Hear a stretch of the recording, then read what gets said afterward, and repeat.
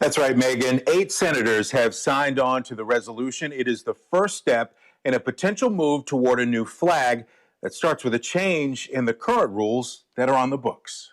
Mississippi's controversial state flag continues to fly over the Capitol in Jackson, but lawmakers are taking the first of several steps to begin taking it down.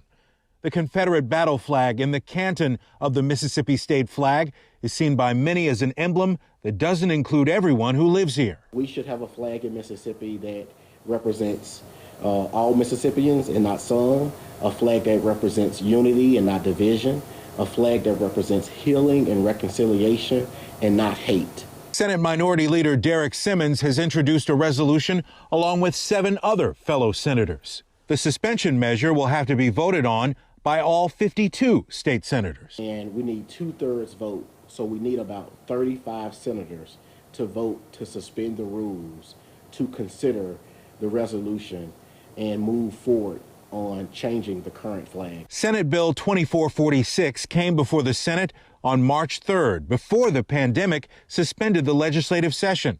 It died in committee, but Simmons says the death of George Floyd in Minneapolis has been a catalyst for dealing with America's long overdue action on racism, even here in our state. The bipartisan support is increasing day by day. I'm getting support from some senators who have not supported changing the flag in the past. Simmons is also weighing in on Governor Reeves' take on the flag vote. If and when Mississippians decide that they want to change the flag, and I think at some point they will, then it ought to be the people of Mississippi. Governor Reeves knows the Mississippi legislature have been voted on by the people of the state of Mississippi. So the 122 members of the House and the 52 members of the Senate are representative of the 3 million people in the state of Mississippi.